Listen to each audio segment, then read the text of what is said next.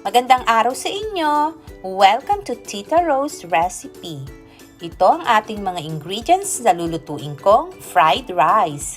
Shiitake fried rice. So, isa-isahin na natin ito. Meron tayo ditong cooked brown rice, thinly sliced shiitake mushrooms, fresh lime juice, low sodium soy sauce, ginger, garlic, eggs, chopped scallions, canola oil, green peas, at ang mga seasonings natin para dito ay 21 seasoning, onion powder, garlic powder, at salt. Umpisahan na natin ito. Ang una nating gagawin ay ipiprito muna natin ang ating eggs. Habang inaantay nating uminit itong ating frying pan, batihin na muna natin ang ating eggs. At pag mainit na ang ating kawali, pwede na natin ilagay ang ating 1 teaspoon na canola oil sa ating frying pan. At pagkatapos, itong ating binati na itlog ay ilagay na natin sa ating kawali. Prituhin na natin siya. Medyo hinaan lang natin ang ating apoy para hindi siya masunog. At iprito natin siya ng mga 1 to 3 minutes. Pag medyo luto na siya, babaliktarin natin siya. I-check natin ang ilalim nito kung medyo luto na. Kasi ang itlog, alam niyo naman, madali siyang iluto. So, tingnan natin. Ayan. So, sa tingin ko, pagka pwede na siyang baliktarin, lalagyan muna natin siya ng konting salt, pampalasa, bago natin siya babaliktarin. So, ito, budburan na natin siya. Konti lang ilagay natin kasi mamaya titimplahan din natin yung ating fried rice. So, ito, baliktarin na natin siya. Dahan-dahan. Ayan. At pag luto na rin yung ilalim niya, pwede na natin siyang tanggalin sa kawali at iset aside muna natin siya. Palamigin natin ng konti. At pag lumamig siya, i-slice natin siya ng maninipis para tamang-tamang pang sahog sa ating fried rice mamaya.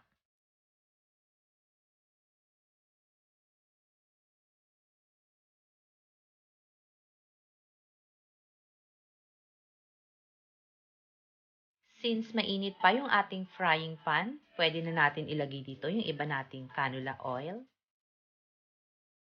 Igigisa natin dito ang ating garlic. So, ilagay na rin natin siya dito. Pagkatapos, haluin natin siya hanggang sa maging kulay brown ang ating garlic. Masarap kasi sa ating fried rice pag ang garlic na ilalagay natin ay medyo toasted. Mas malasa siya. So, after this, pwede na natin ilagay ang ating mushrooms. Ito yung shiitake mushrooms. Ilagay na natin siya dito sa ating garlic. Itong shiitake mushrooms na ito ay tumutubo ito sa China, Japan at Korea. Maraming mga benefits na makukuha dito. It may help to fight cancer, boost our immune system, and support our heart health. At marami pang mga nutrients na makukuha dito sa ating shiitake mushrooms. Kaya very beneficial ito. Try nyong kumain ito, friends. Masarap din ito. Okay? So, ayan, habang hinahalo natin siya, pwede natin itong mamayang lagyan ng seasonings.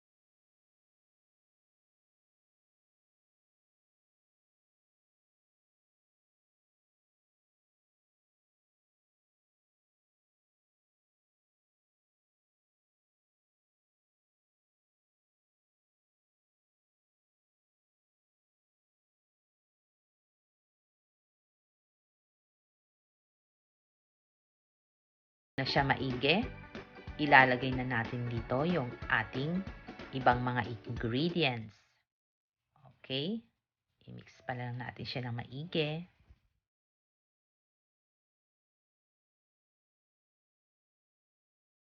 Isunod na natin ilagay rito ang ating scrambled eggs na inislice ko ng maliliit kanina. Ayan. Ihalo natin siya at i-mix natin ng maigi.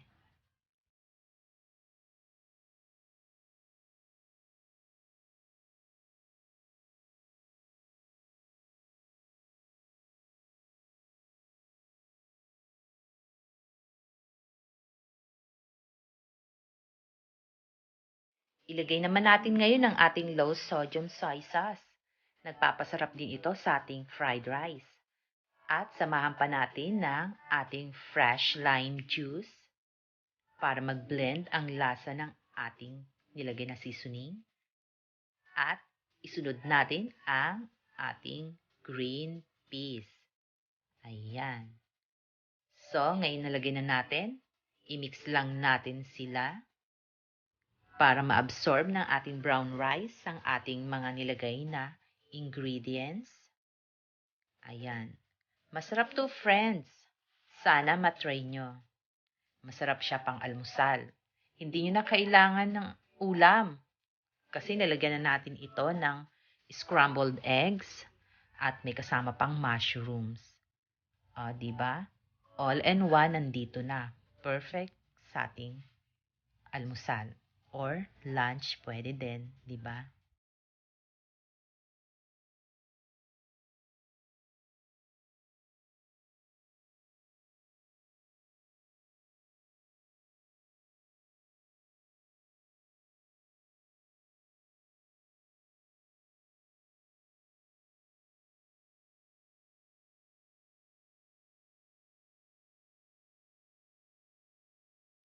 Ngayong malapit na maluto ang ating fried rice, timplahan na natin siya uli.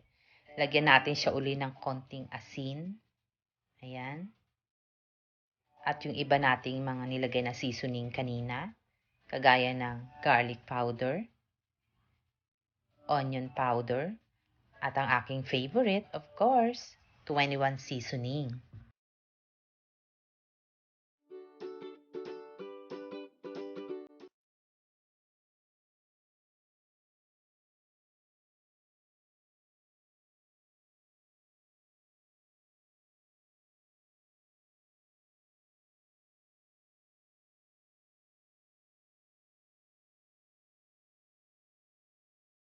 Ang pinakalas na ingredients na ilalagay natin, yung ating chinap na scallions.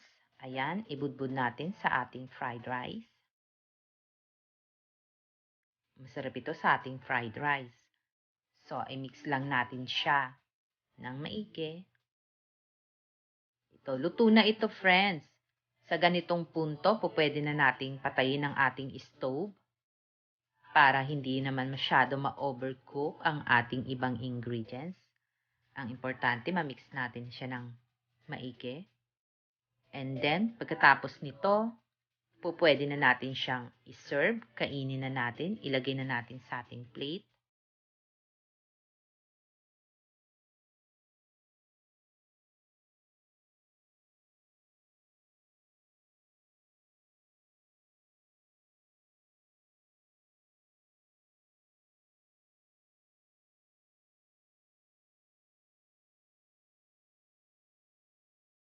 Sandukin na natin ito, friends. Ilagay na natin sa ating plate. Hanggat mainit pa, pagsuluhan na natin ito. Oops, pero huwag niyong kakalimutan ang mag-subscribe sa aking channel, like, at i-share niyo na rin ito sa inyong mga friends and relatives. And mag-leave na rin kayo ng comments at ng inyong mga suggestions dyan sa ibaba ng aking video. So, maraming salamat sa inyong panunood, friends. Ingat kayo parate. Stay safe and healthy. Bye, friends!